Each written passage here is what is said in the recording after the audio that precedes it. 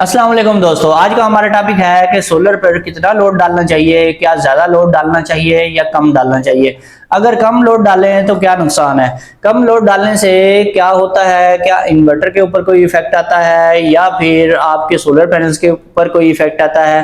तो आज की इस वीडियो में मैं आपको ये क्लियर कर देता हूँ। सबसे पहले ये है कि आपने अगर सोलर पैनल्स ज़्यादा लगाए हुए हैं और आपका लोड रहता है कम, तो फिर आपको क्या करना चाहिए, आपको फौरी तौर पर नेट मीटिंग की तरफ जाना चाहिए, आपको फौरी तौर पर ग्रिड फीडिंग करवा लेनी चाहिए।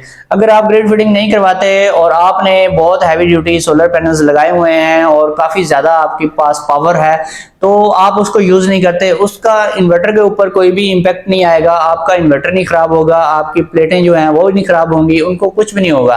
ठीक है, सिर्फ एक नुकसान ज़रूर होगा आपका कि जो पावर है वो कभी भी आपको पूरी नहीं मिलेगी। इसमें सिर्फ और सिर्फ एक ही नुकसान होगा आपका कि आपने पैनल तो बहुत ज़्यादा लगाए हुए हैं, लेकिन आपका जो इन्वर्टर है वो सुबह 1 या 2 घंटों में बैटरियों को फुल चार्ज करने के बाद बिल्कुल स्टेबल हो जाता है और एक्स्ट्रा पावर प्रोवाइड नहीं करता। जब एक्स्ट्रा पावर आप यूज़ नहीं करते तो आपको एक्स्ट्रा पावर मिलेगी भी नहीं। कुछ लोग ये समझते हैं कि हमें जो जितने हमने प्लेटें लगाई हुई हैं, अगर हमने 3 या 4 किलोवाट के पैनल लगाए हुए हैं तो इन्वर्टर एवरी टाइम 3 या 4 किलोवाट वहां पर पावर बताता रहेगा, या कम से कम पीक टाइम में जरूर बताएगा। ऐसा हरगिज नहीं होता। जितना आप लोड डालेंगे उतनी ही पावर आपको इन्वर्टर स्क्रीन के ऊपर डिस्प्ले करेगा। जितना आपने लोड बढ़ाते जाना है उतनी ही पावर सोलर पैनल से ऊपर से नीचे आती रहेगी और वो आपकी यूटिलाइज होती रहेगी, या फिर आपका लोड या फिर आपकी बैटरी चार्जिंग, इन्होंने जितना यूज करना है उतनी ही पावर सोलर पैनल से नीचे आएगी। या फिर अगर आपने ग्रिड फीडिंग करवाई हुई है तो फिर वो जो एक्स्ट्रा एनर्जी है वो सारी की सारी ग्रिड में फीड होती रहेगी और आपके जो यूनिट हैं वो ऐड होते रहेंगे ग्रिड में। इस तरह से आपका जो है नुकसान नहीं होगा, आपके जो पैनल्स हैं फालतू में पड़े नहीं रहेंगे। अगर आपने 6 पैनल लगाए हुए हैं और घर में इतना लोड नहीं आप चलाते तो फिर आपको एक एसी लाजमी लगवा लेना चाहिए, ताकि दिन के टाइम 3-4 घंटे तो कम से कम आप उस एसी को यूज करें, यूज ना भी करें कम से कम उसको चलता हुआ छोड़ दें।